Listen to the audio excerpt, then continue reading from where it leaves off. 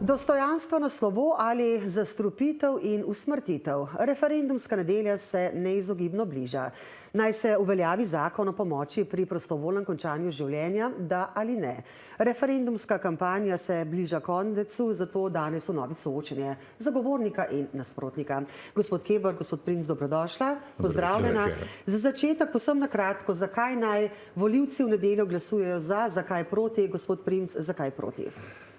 Vlada je sprejela zakon o zastrupitvi bolnikov z namenom, da izvede zdravstveno, pokojninsko in socialno reformo. Oni razumejo, da je bolnik invalid strošek. Kot veste, je tudi Robert Golob izjavil, da imajo smolo vsi tisti, ki imajo žive nepokretne starše. Mi smo prepričani, da živi nepokretni starši so velik blagoslov. Jaz sem vesel, hvaležen Bogu, da imam še živa mamo in očeta in sem prepričan, da tudi vsi državljanke in državljani so veseli, če imajo še žive starše. Tisti, ki jih nimajo, jih pa spoštujejo. Gospod Keber, zakaj za v nedeljo? No, dejstvo je od nekdaj skozi vso zgodovino, da je določen majhen del, majhno število ljudi neizmerno trpi pred koncem življenja.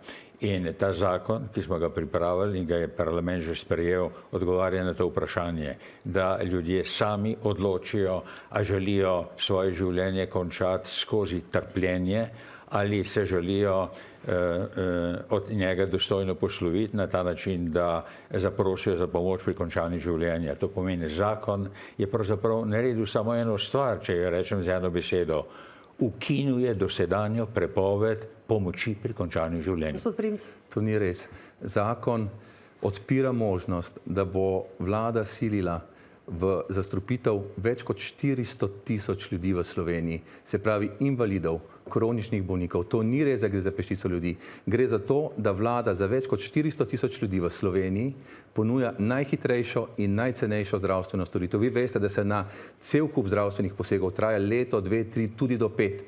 Ta zadeva, se pravi zastrupitev človeka, pa bi bila dostopna kot zdravstvena pravica, ki jo bo moral zdravnik pacientu predstaviti, ko bo prišel k njemu v roku 21 dni. Zdaj si pa vi predstavljate, rekel mu boš, imaš 5 let do zdravljenja in 21 dni do zastrupitve. Gre za kriminal. 400 tisoč ljudi je omenil gospod Princ. Pogledajte, se bom potrudil, da ne bom odgovarjal na vse laži gospoda Princa, ampak obstajajo še druge. Mislim, nasprotniki, ne samo on, želijo dokazati, da ta vlada hoče ubijati svoje ljudi, ne samo to, da ljudje želijo ubijati svoje starše, da zdravniki želijo razpolagati z njihovimi organi in prodajati in zdaj smo prišli že do številke 400 tisoč. To so tako nebulozne laži, da se mi zdi škoda minut, ki jih imam na voljo v tej oddaji, da bom odgovarjal na take insinuacije. Zato bi dovolite, da rečem,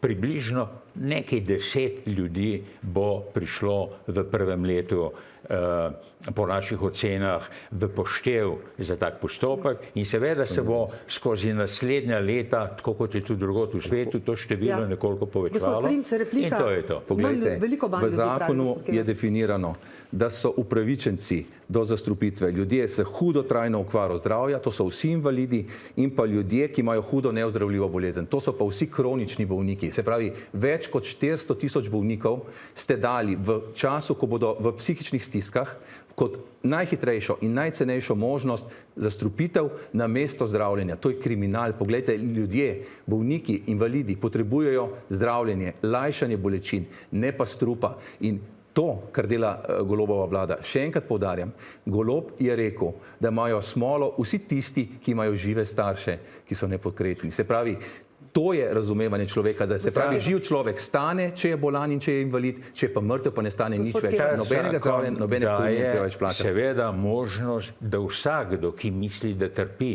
in da izpolnjuje pogoje, da zaprosi za pomoč. To pomeni, lahko bi rekel milijon ljudi, ne samo 400 tisoč. Ampak odgovor je v tem, kdo od njih izpolnjuje pogoje. In jaz govorim, da imamo proces več zaporedje postopkov, neodvisne ljudi, ki to ocenjujejo in je logično, da vsi ti, ki so bolni in bi tudi, če bi oni sami trdili, da neznosno trpijo, da imamo tukaj Torej je dovolj varoval v zakonu, zelo veliko. Mislim, naš zakon pravzaprav bi lahko trdil, da ima največje število varovalk od vseh držav na svetu in nikjer v nobeni državi na svetu še ni bilo nobene afere, sodno dokazane zlorabe teh zakonov. To ni res. Zakon, kar se tujine tiče, ni res. Tole, kar se pa tiče zlorab, poglejte, človeka bodo lahko zastrupili brez njegovega podpisa. V mrliškem listu ne bo zapisana zastrupitev kot razlog smrti, ampak neka druga bolezen. V vseh postopkih bodo sodelovali psihopatski zdravniki, ki ne spoštujejo medicinske etike in ne spoštujejo Hipokratove prisege. V vseh postopkih, ki bodo potekali, bo lahko zdravnik lagal pacientu in zato ne bo popolnoma nič odgovarjal. Poglejte, kaj piše. Za globo od 500 do 5000 evrov se kaznuje za prekršek pravna oseba, ki sodeluje v postopkih uveljavljena pravica do PPKŽ. Se pravi, ne zdravnik, z globo se kaznuje pravna oseba. In se pravi, zdravnik, ki ne bo pacienta na jasen in razumljiv način seznanil s pričakovanim razvojem bolezni. Pacienta ne bo seznanil s četrtim odstavkom, ampak gledajte, kaj pa ključno. Dovolite mi samo še to. 8. člen. Se pravi, če z vnosom učinkovine za PPK ne upravlja pacient sam, se pravi, tudi če bo zdravnik sam zastrupil bolnika, ne bo nič odgovarjal. To je uzakonitev morilstva. Gledajte, neverjetno je, da gospod Primic, ki sicer kliče na pomoč verbalno zdravnike, ki so proti, zdaj te iste zdravnike obtožuje, da bojo paciente napeljevali, da bodo posegli po tem sredstvu. To je ena stvar. Druga stvar, ni res, da zdravnik, ki bo prekršil postopek, v smislu prekršitve postopka odgovarja izvajalec, tako kot je pri vseh drugih napakah v zdravstvu. Ampak pazite, ta zakon pravi, da ni zadovoljena evtanazija. In če bo zdravnik, na primer, pomagal aktivno pri končanju življenja, bo prekršil drug zakon, ki še zmeraj velja. Prekršil bo kazenski zakonik in bo kazensko odgovarjal. In te kazni iz kazenskega zakonika se pa štejejo v letih zapora. To pomeni, absolutno bo posameznik, ki bo to presegel, kaznoval. Odkimavate, gospod Primic? Zdravnik po tem zakonu bo odvezan vseh kazenskih odgovornosti. To ste zapisali v zakonu. V 25. člen ste napisali, da je odvezan vseh kazenskih odgovornosti, v 28. členu ste pa napisali, da tudi če bo zdravnik sam ubil, ne bo zdravnik odgovarjal, ampak bo odgovarjal njegov delodajalec. Ampak še to morate vedeti, tukaj ne bo nobenih pritožb. Mrtev človek se ne pritoži, mrtev človek ne odgovarja. Pogledajte, toliko je našteto, da bo zelo težko na vse odgovoriti. Zdravnik najprej seveda ne bo odgovarjal, če bo pomagal pri končanju življenja po postopku, ki jih predvideva zakon. Samo to pravi zakon. In to se veže na kazenski zakonik, ki v tem primeru to dejansko dekriminalizira. Če bo prekršil to, bo odgovarjal po drugem zakonu. Druga stvar, brez podpisa. Poglejte, to je tako res pritlehno. V zakonu smo zaradi administrativnih zahtev, kaj pomeni podpisati nekomu, ki je toliko nemočen ali pa je tetraplegik, da se ne more podpisati. Jasno je, da zakon, tako kot drugi zakoni, predvidevajo, kako verificirati pacientovo soglasje. In v našem zakonu piše, pacientovo soglasje bo ob tem primeru potrdil, ne samo v tem, potrdil notar in pacient bo naredil svoje znamenje. Zato ker ne, ker to pomeni, da dovolim, to pomeni, ni govora, da bi bilo to brez podpisa. Glejte, v 21. členu je določen, oziroma v 22. členu je določen postopek, kako se izvede postopek smrti. In tam, zastrupitve, tam ni nobenega notarja. Tam bosta dva, zdravnik in medicinska sestra, ki bosta tja prišla s kufrom, z strupom in bosta lahko človeka zastrupila brez njegovega podpisa. In tam ne bo nobenega notarja. Lepo prosim, ne zavajajte in ne lažite. Ni res. Poglejte, to ni res, kar govorite. Pravzaprav te zdravniki, ne samo, zakaj bi pa zdravniki čakali ravno teh nekaj pacientov, ki se bodo odločili za pomoč? Zato, ker bodo bogato plačani. Zato, ker bodo bogato plačani, na glavo pacienta, ki bo zastrupljen, bodo plačani. Zakaj pa ne bi kar v bolnišnici, kar vsakega pacienta prišli in zastrupljali? To je vaš interes. To je vaš interes. Vse bolnike in invalide. Da lahko nekdo obtoži to zdravnika in da to potem skupaj z zdravniki nastopajo in ti zdravniki preprosto sprejemajo tak argument. To je nekaj neverjetnega. To pomeni ta zakon. Jaz, pogledajte, moramo gledalcem nekaj sporočiti. Ta zakon namreč ni namenjen samo tej peščici pacientov, ki bojo res trpeli. Dovolite, da rečem, v svetu po tem postopku posegajo predsedniki vlad, ministri, filmski igralci, ljudje, ki torej so premožni, da bi si lahko kupili in plačali najboljšo na nego na svetu in potem posegajo. Kar pomeni, da moramo priznati. Gospod Primc, če dovolite. Ta zakon je namenjen ljudem, ki si ne bodo mogli privoščiti zdravljenja. Se pravi, bolniki in invalidi, ki si ne bodo mogli privoščiti zdravljenja, bodo na vse možne načine siljeni v zastrupitev. Bogati, kot je gospod Kebar in njemu podobni, si bodo pa lahko plačali najboljše zdravljenje doma ali pa v tujini. Tako da, dragi ljudje, jaz mislim, da gospod Primc dejansko zagovarja svoje neoliberalne prepričanje in misli, da imamo mi že privatno medicino. Če kdo, potem sem jaz tisti, ki pravim, da v tej državi moramo in imamo zaenkrat še javno medicino, kjer pacienti ne plačujejo za zdravstveno pomoč. In če on uporablja argumente, da bojo pacienti morali plačevati...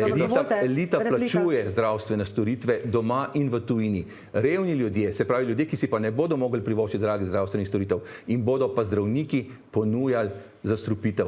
In poglejte, to bo najhitrejša... Gospod Primc, dokončati, če dovolite. In to bo najhitrejša zdravstvena storitev. Ne morem naštevati, da rečem. Če on našteje 100 laži in jaz lahko zavrnem samo 2, je to preprosto nesimetrično. Dovolite, da gospod Primc konča. Poglejte, gre za zdravstveno storitev, celo pravico jo imenujete, ki bo dostopna v 20 dneh. Po drugi strani pa imamo ljudi, ki čakajo leta in leta na operacijo in jasno, slej ko prej ga boste prisilili v to, da bo rekel, ja, konc, grem. Ampak poglejte, to je siljenje, to ni svobodna odločitev. Mi se pa zavzemamo za to, da se uredi zdravstvo tako, da noben človek ne bo niti pomislil na to, da bi šel v zastrupitev. In poglejte, ta zakon bo uvedel novo neznosno vrsto trpljenja. Strah pred zastrupitvijo in trpljenje pri tem, ko mu bo zdravnik usiljeval zastrupitev. Tega trpljenja do zdaj nismo poznali. Če bo pa ta zakon veljal, ga bomo pa poznali in to bo pa res neznosno trpljenje, ki ga že doživljajo tisoči in tisoči v Kanadi, Nizozemski, Belgiji in vseh državah, ki imajo take zakone. Še kratka replika in pojdite na referendum in glasujte proti. Zelo težko, da bom kratek na tako logorejo izjave. Raj bom povedal tisto, da ta zakon koristi. Ne koristi torej samo tej peščici ljudi, ampak pravzaprav koristi vsem med nami. Ker sem prepričan, in nisem edini, da vsi v sebi nosimo tesnobo pred zadnjimi meseci svojega življenja. Ne nosimo v sebi tesnobo pred smrtjo, ker vemo, da bomo umrli, razmišljamo o tem, kako bo v tednih in mesecih pred smrtjo. Imamo v svoji okolici primere bolnikov, svojih sorodnikov, trpečih ljudi, ki jim sistem ne more, ki jim ne more pomagati tudi najboljša zdravljenje in najboljša nega. Hvala lepa. Še gospod Primc, pa res končamo. Gospe in gospodje, dragi ljudje, dragi upokojenci, dragi invalidi, dragi bolniki, pojdite na referendum in se zaščitite pred zastrupitvijo, pred ciljenjem v zastrupitev in pred vsemi zlorabami, ki jih taki zdravniki, kot je gospod Kebar, zagovarjajo in jih bodo tudi izvajali. Velika večina zdravnikov je poštenih, spoštujejo medicinsko etiko. So pa tudi taki kot gospod Kebar, ki pa ne spoštujejo nobene etike in so pripravljeni zastrupljati ljudi. Zato glasujte proti, pojdite na referendum in povabite tudi svoje prijatelje, sorodnike in znance. Dovolite, da rečem, jaz ne bom rekel, pojdite in kako glasujete. Glasujte in ob tem imejte v mislih, da če glasujete za, glasujete pravzaprav za neko pravico, ki jo tisti, ki jo ne mara, ne bo uporabil. Če boste glasovali proti, boste prepovedali, da bi tisti trpeče posebej lahko... Ure dela torej več, vse bo jasno, za nocoj pa spoštovana gosta. Hvala lepa. Hvala tudi vam.